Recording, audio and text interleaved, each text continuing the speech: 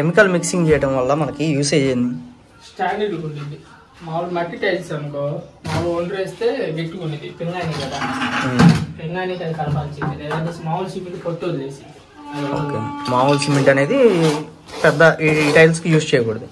మట్టి టైల్స్ కి అయితే దీనికి సంబంధించి కెమికల్ కంపల్సరీ యూజ్ చేసుకోవాలి అంతేనా? వాటర్ పిలుచుకోవాలి కదా, అదే స్టాండర్డ్. ఈ అడసివ్ వల్ల ఉపయోగం ఏంటండి మేస్త్రి గారు? ఈ అడసివ్ వల్ల ఏంటంటే ఇది ఫిట్టింగ్ బాగుంటది, సిమెంట్ కన్నా కానీ ఫిట్టింగ్ బాగుంటది. ఈ సిమెంట్ లో కలిపి మిక్సింగ్ చేసి పెట్టాలి.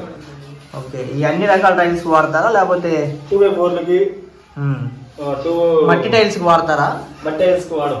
మట్టి టైల్స్ కి అవసరం లేదు, వాడుకుంటే ఇంకా మంచిది. వాటికి వాడుకున్నా మంచిదే, కాదు వాటికి అవసరం లేదు, సిమెంట్ సరిపోయింది.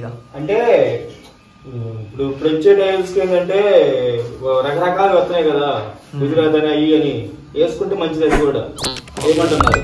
అదే అదే అదే మామూలుగా అయితే ఈ జీవీడీ టైల్స్ కి అయితే ఈ ఖచ్చితంగా వాడాలి. 2x4 వాడాల్సింది. మీ ఇంటికి టైల్స్ కనుక వేస్తున్నట్లయితే దీని గురించి కంప్లీట్ గా తెలుసుకోవాలి, లేదంటే మీరు చాలా నష్టపోయే ఛాన్స్ అయితే ఉంటుంది. లాటిక్రేట్ దీని వల్ల ఉపయోగం ఏంటి, దీన్ని మనం ఎక్కడ యూజ్ చేసుకోవాలి, ఎవరు యూజ్ చేసుకోవాలి, ఎలాంటి టైల్స్ లో వీటిని యూజ్ చేసుకోవాలి, ఇది యూజ్ చేసుకోవడం వల్ల మనకి కలిగే లాభాలేంటి, దీని యొక్క కాస్ట్ అనేది ప్రెజెంట్ ఎంత తీసుకుంటున్నారు, ఇలాంటి ఇన్ఫర్మేషన్ మొత్తం కూడా తెలుసుకుందామండి.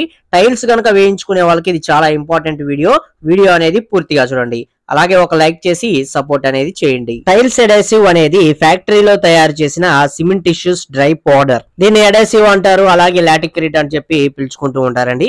ఇది మనకి మెయిన్ గా టైల్స్ లో అయితే యూజ్ చేస్తారండి. ఈ అడేసివ్ ని సిమెంట్ నీళ్ళతో కలిపి మనం జనరల్ గా ఉంటే ఎలా కలుపుకుంటామో కళాయి అంటారు, ఇలా కలుపుకొని టైల్స్ వెనక పక్క భాగంలో అప్లై చేసుకొని దీన్ని వాల్స్ గానీ ఫ్లోర్ గానీ మనం వేసుకోవటమే. ఇలా చేయటం వల్ల మనకు కలిగే యూజ్ ఏంటంటే టైల్స్ కి ఎక్కువ గ్రిప్ ఇస్తుంది, అలాగే చాలా స్ట్రాంగ్ గా నేలను లేదా గోడలను అంటి పెట్టుకొని ఉంటుంది అనమాట. దీని వల్ల మనకి మెయిన్ యూసేజ్ అయితే ఇదే అండి. అలాగే టైల్స్ లో పగులు రావటం గానీ, ఫ్లోర్ పైన వేసుకునే టైల్స్ లో బోల్ శబ్దాలు వస్తూ ఉంటాయి కదా కొన్ని చోట్ల, అలా బోల్ సౌండ్స్ అనేవి రాకుండా ఉండటానికి ఈ అడాసివ్ అనేది ఉపయోగపడుతుంది. ఇవి వచ్చేసి మనకి మెయిన్ గా పెద్ద టైల్స్ ఏవైతే ఉంటాయో, మనకి 2x4 గానీ పెద్ద టైల్స్ అయితే ఉంటాయి కదా, ఇలాంటి పెద్ద టైల్స్ లో, అలాగే జీవీటీ టైల్స్ లో, మనకి పెంగాని టైల్స్ అంటారు, ఈ టైల్స్ లో మాత్రమే దీన్ని ఎక్కువగా యూజ్ చేస్తూ ఉంటారు. జనరల్ గా మనకి మట్టి టైల్స్ ఏవైతే ఉన్నాయో ఈ మట్టి టైల్స్ లో అయితే ఇది అవసరం లేదు, మనకి సిమెంట్ అనేది సరిపోతుంది అనమాట. మట్టి టైల్స్ కి సిమెంట్ గ్రిప్ ఇస్తుంది, అది సరిపోతుంది.